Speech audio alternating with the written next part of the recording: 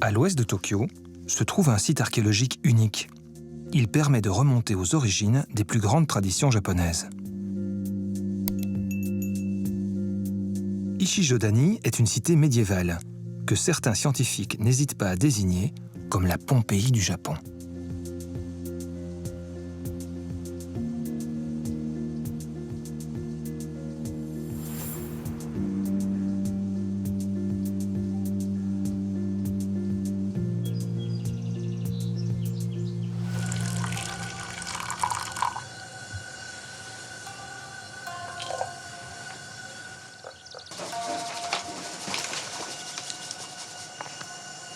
La cérémonie du thé, l'art des jardins, l'architecture, ces traditions proviennent du Japon médiéval. Mais comment s'y sont-elles développées? Comment se sont-elles ancrées dans la société? Comment sont-elles parvenues jusqu'au Japon d'aujourd'hui? Jusqu'à présent, on le savait surtout par les textes, les documents, plus ou moins fragmentaires ou allusifs. Mais c'est seulement depuis les fouilles à Ichijodani que l'on en sait un petit peu plus.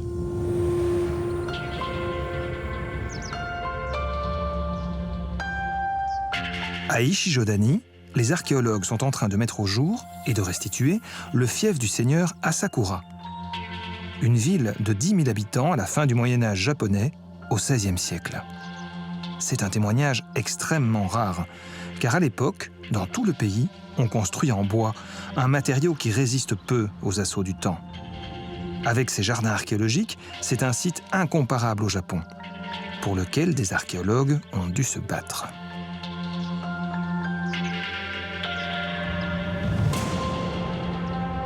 Dans les années 70, la vallée d'Ichijodani est recouverte par des rizières. De grands travaux agricoles sont programmés, mais des vestiges affleurent, et des archéologues comprennent que se cache sous leurs pieds un site archéologique. Ils se mobilisent pour faire annuler les travaux et classer la zone. Débute alors une fouille d'une ampleur inégalée au Japon.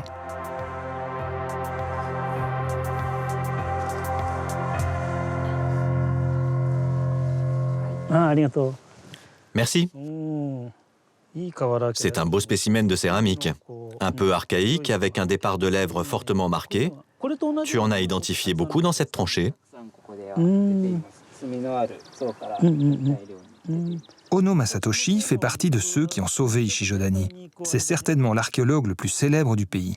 Ici, on l'appelle Ono-san. Bonjour. Bonjour. Bonjour, comment ça va? Alors dites-moi, certains appellent Ichijodani la Pompéi du Japon. Est-ce que c'est une métaphore qui vous paraît pertinente? Oui, il me semble en effet que la comparaison n'est pas mauvaise. Pompéi a été détruite et s'est retrouvée piégée sous la cendre volcanique après une éruption. Ici, même si elle ne date pas du tout de la même époque, la ville a été intégralement incendiée en 1573 et puis elle a été abandonnée et recouverte par les rizières et les champs. Pendant 400 ans, la ville est restée ainsi cachée sous terre. Si on considère que Pompéi est une sorte de capsule temporelle, Ichijodani à sa manière aussi est une capsule temporelle du Japon du XVIe siècle.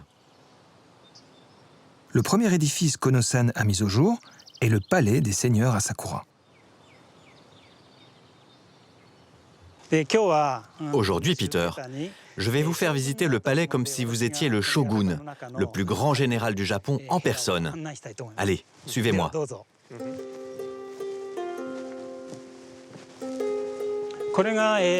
Voici donc l'entrée officielle du palais.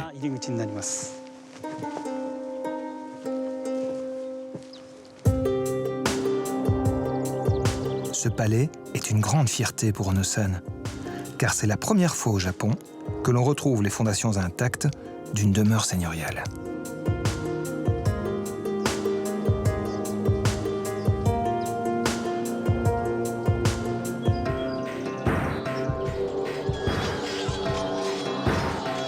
À la fin du XVIe siècle, le Japon connaît en effet une grande période de troubles. Le pays est morcelé en seigneuries qui s'affrontent. Le grand guerrier Asakura, qui règne alors à Ichijodani, perd une bataille. Il est condamné au suicide rituel, le seppuku. Sa ville va être totalement incendiée, entraînant également la destruction du palais. Ah, ici, les vestiges sont vraiment bien arasés. Est-ce qu'on a une idée de l'aspect originel qu'offraient les structures? Regardez, toutes les pierres que vous voyez alignées au sol soutenaient des poteaux en bois. Grâce à la fouille et à l'étude de la disposition de ces pierres, on a pu reconstituer le plan des bâtiments, leurs dimensions, le découpage de l'espace et la fonction de chaque pièce. Grâce à ces données archéologiques, Ono-san a pu restituer le palais du seigneur à Sakura. Il a comparé ces données archéologiques avec un document iconographique précieux. Ce paravent du XVIe siècle est une pièce extrêmement rare. Il représente la capitale, Kyoto, à l'époque des seigneurs. En comparant la représentation de ce palais et les emprises au sol qu'il a mises au jour, il a pu proposer une restitution. Jusque-là, les archéologues pensaient que les seigneurs de province vivaient à l'écart, retranchés dans des bastions au confort rustique. À Echi-Jōdani, il découvre qu'ils résidaient en réalité dans de grands palais, situés au cœur de la ville et composés d'une dizaine de vastes bâtiments à l'architecture de bois.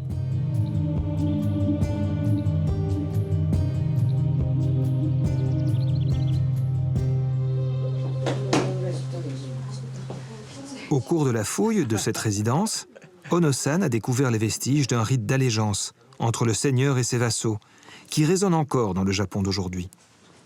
Il s'agit de ces milliers de tessons de céramique retrouvés dans un fossé. C'est une céramique assez banale, cuite sans précaution. Quel intérêt est-ce qu'elle offre pour vos fouilles? Eh bien, cette céramique, que nous appelons kawarake, est une poterie sans glaçure, tout ce qu'il y a de plus simple. C'est même la poterie la moins chère qui existait au Moyen-Âge. On estime que les fossés du palais contiennent plus d'une tonne de ces tessons. Et on a une idée du genre de rituel qui a pu produire une tonne de tessons de la même poterie? Oui, cette poterie était utilisée pendant le rite au cours duquel étaient noués les liens de fidélité et de soumission entre un seigneur et ses hommes dans le Japon médiéval. Regardez. C'est comme cela que le seigneur et son vassal échangent une coupe de saké. Je vous en prie. Merci. Et voilà, en vertu de ce rite très important, vous êtes désormais mon vassal.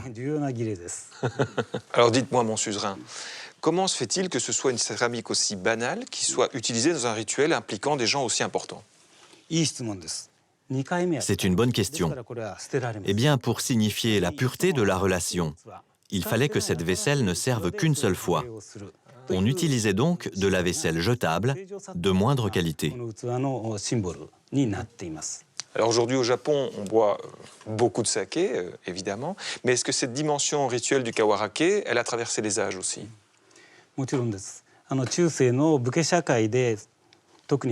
Oui, en effet. Cette pratique, qui s'est développée dans la société guerrière de l'époque, continue d'exister de nos jours. L'exemple le plus représentatif est celui de la cérémonie du mariage. Lorsque mon épouse et moi-même, nous nous sommes mariés devant les divinités, nous avons échangé une coupe de saké, venant marquer notre lien en tant que mari et femme. Sauf qu'à la différence du cas de tout à l'heure, où je suis devenu votre seigneur et vous mon vassal, chez moi, je ne sais pas franchement trop qui est qui. D'autres céramiques, de plus grande valeur, ont été découvertes dans le palais. Des céladons, caractérisés par cette couleur bleu-vert importée de Chine. Les archéologues ont aussi identifié ce morceau de verre de Venise, vestige d'un service qu'ils ont pu reconstituer.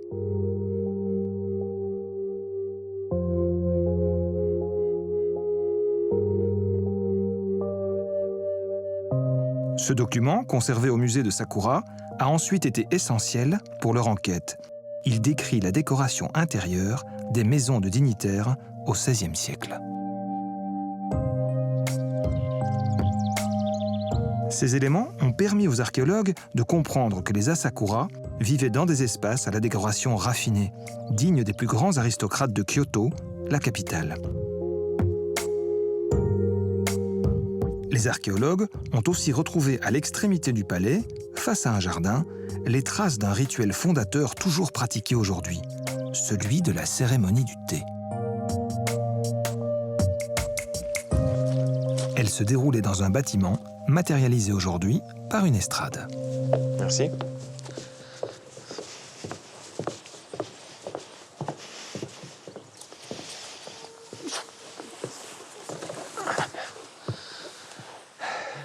Alors, Ono-san, on est ici dans le pavillon du thé.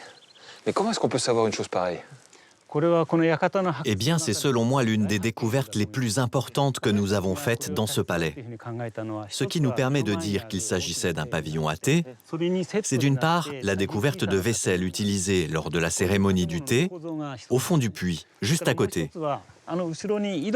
Par ailleurs, ce bâtiment donne, comme vous le voyez, sur un jardin, ce qui est typique des pavillons à thé.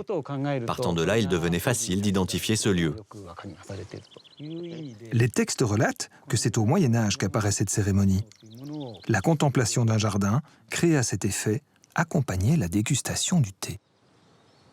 Quel est le rôle, quelle est l'importance de la cérémonie du thé dans un endroit comme celui-ci? La cérémonie du thé était un rite de sociabilité très important au Moyen-Âge. Dans cette pièce, il y avait 8 tatamis. Un foyer pour faire bouillir l'eau était aménagé dans son plancher. Sur les murs étaient accrochées des peintures ou des textes que l'on pouvait admirer. Il y avait aussi des fleurs. Elles étaient agencées selon les principes de l'ikebana, l'art des bouquets. C'est dans ce décor, en face de ce jardin conçu à cet effet, que l'on buvait son thé. Et l'on faisait tout cela en discutant avec son invité.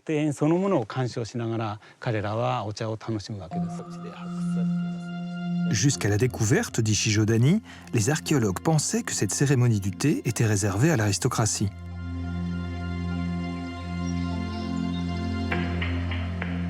En fouillant les quartiers populaires de la ville, Ono-san a démontré que ce rituel, aujourd'hui pratiqué par toutes les classes de la société, s'était popularisé dès son invention au Moyen-Âge.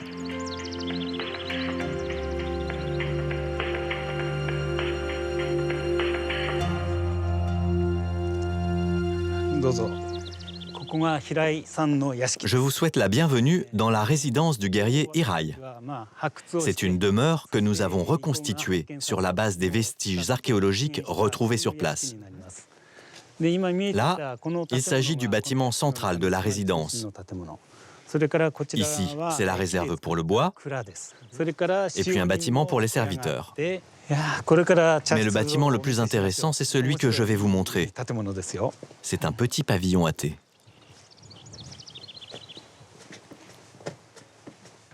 Lorsque nous avons trouvé ce pavillon lors des fouilles, nous en étions tout retournés. Parce que la découverte de ce second pavillon à thé ici, en ville, dans la résidence d'un simple guerrier, qui n'était donc pas un aristocrate, était très inattendue. Ensuite, nous avons fouillé des maisons beaucoup plus modestes qui appartenaient à des gens qui n'avaient pas les moyens d'avoir un pavillon indépendant. Et dans ces maisons, on a aussi retrouvé les mêmes objets utilisés pour la cérémonie du thé. Ce qui veut dire que même lorsque l'on ne pouvait pas posséder un espace dédié, on pratiquait déjà cette cérémonie, et ce, contrairement à ce que l'on pensait, dans toutes les classes sociales. Les ustensiles à thé mis au jour dans ces maisons populaires sont les plus anciens jamais retrouvés au Japon. Ils ont miraculeusement été conservés dans une couche d'argile.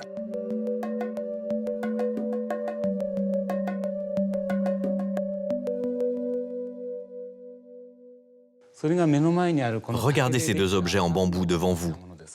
Voici le fouet avec lequel on bat la poudre de thé dans l'eau pour le faire monter. L'autre, c'est la petite cuillère qui sert à verser la poudre de thé de son récipient dans le bol. Vous remarquerez que le fouet est identique à celui que nous utilisons toujours aujourd'hui et qu'il est d'une exécution très fine. La cérémonie du thé existe toujours dans le Japon d'aujourd'hui. Est-ce qu'on peut parler d'une continuité? Oui, en effet. Ce que l'on peut désormais dire avec certitude, et ceci grâce à cette fouille, c'est que les ustensiles et la vaisselle, de même que les espaces dédiés au thé découverts à Ishi-Jōdani, sont à l'origine d'une très longue histoire qui, au fil de transformation, se perpétue jusqu'à nos jours. À proximité des pavillons, les archéologues ont mis au jour les vestiges des fameux jardins à thé. Une découverte inédite.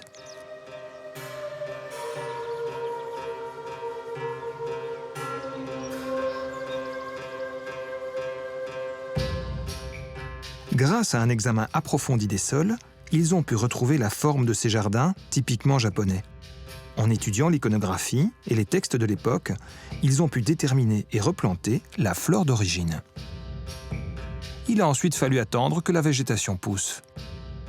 10 ans plus tard, le résultat de cette restauration est saisissant.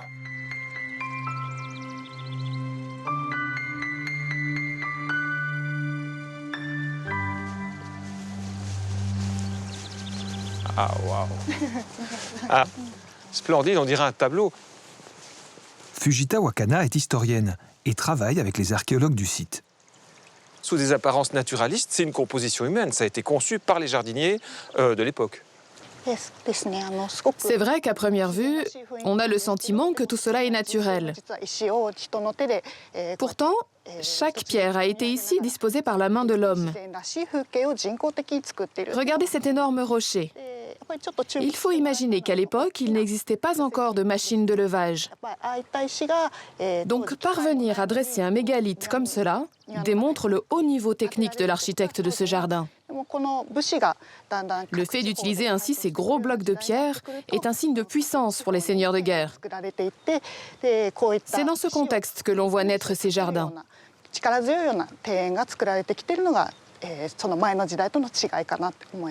Est-ce que la façon de faire les jardins japonais est toujours la même aujourd'hui? Grâce à ce jardin, qui est révélé par une fouille archéologique, on peut comprendre ce qu'étaient les techniques et les sensibilités de l'époque. Et de fait, ces dernières ressemblent beaucoup à celles qui sont les nôtres aujourd'hui. Nous avons toujours des jardins à thé et nous avons désormais la preuve qu'ils nous ont été transmis depuis le XVIe siècle. Avec nos yeux modernes, nous trouvons ces jardins médiévaux magnifiques. Il semble que nous partageons avec les gens de l'ancien temps un sens esthétique très proche.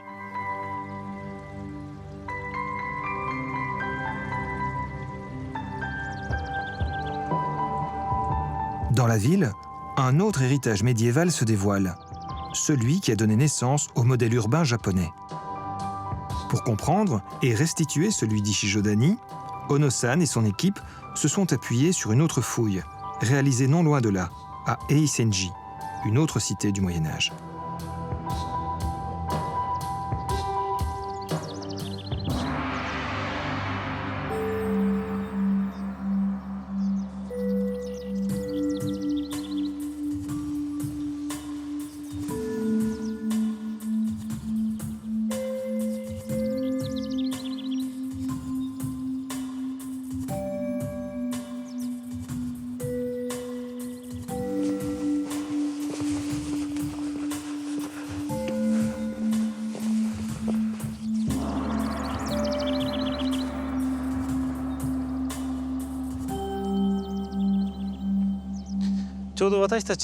Nous marchons dans l'une des rues de cette cité qui a été détruite en 1574.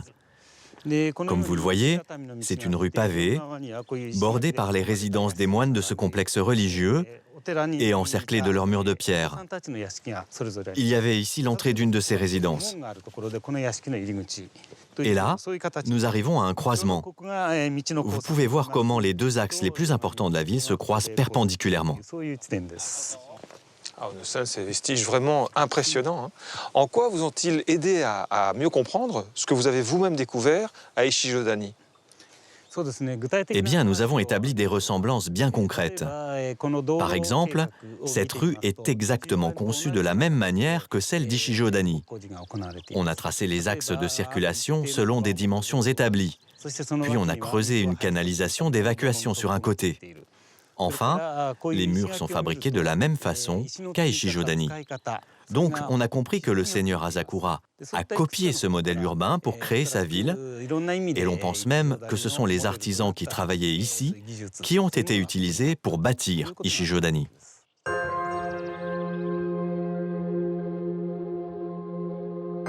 Les chercheurs ont découvert qu'en adoptant ce modèle, Ichijodani s'est déployé à l'intérieur de toute la vallée, avec des rues et des quartiers très structurés.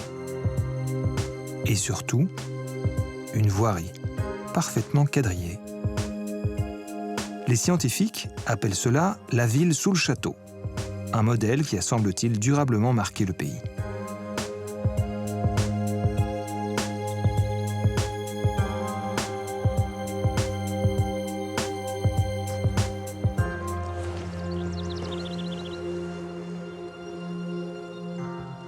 L'archéologue français Laurent Nespoulos a étudié ce phénomène. Dis-moi, ce qui frappe quand on se balade ici, c'est la régularité. Les grandes avenues tracées au cordeau, les croisements, les aménagements, les lotissements, c'est planifié. Oui, ça, c'est de la planification seigneuriale. Des axes parfaitement perpendiculaires les uns avec les autres. Une voirie qui s'organise sur des modules de 8 mètres, 6 mètres et 3 mètres de large. Enfin, tout ça étant réparti partout dans la vallée de Ichijodani. Donc on est ici, quelque part, une fois encore, à l'origine d'une certaine forme de tradition japonaise, alors, en l'occurrence l'urbanisation. En tout cas, la ville sous le château, comme Ichijodani en est un exemple, est un peu le démarrage du phénomène d'urbanisation qui va vraiment traverser tout l'archipel, au point de donner naissance aux villes qui sont les villes japonaises aujourd'hui.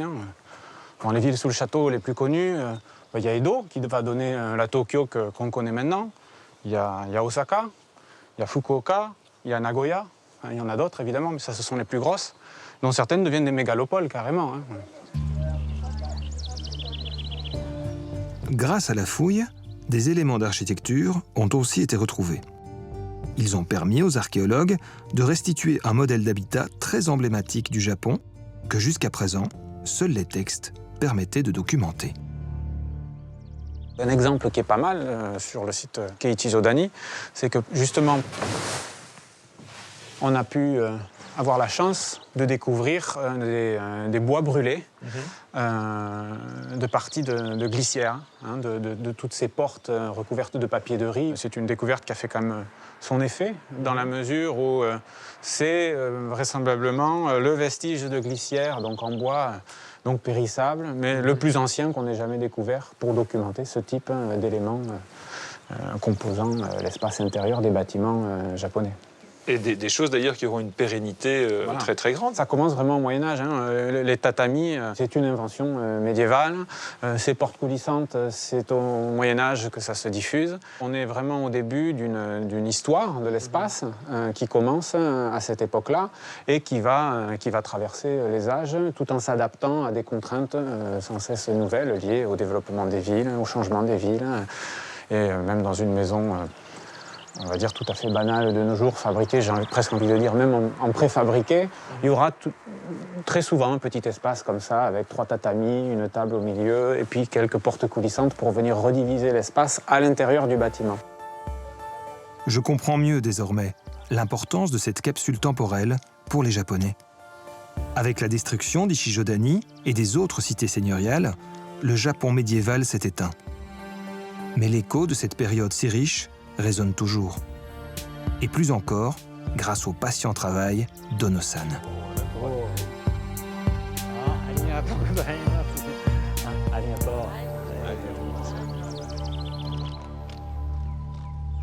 Ono-san, lorsque les fouilles ont débuté, vous avez ouvert cette capsule temporelle dont vous parliez, ça a dû être un moment extraordinaire. Oui, c'est vrai.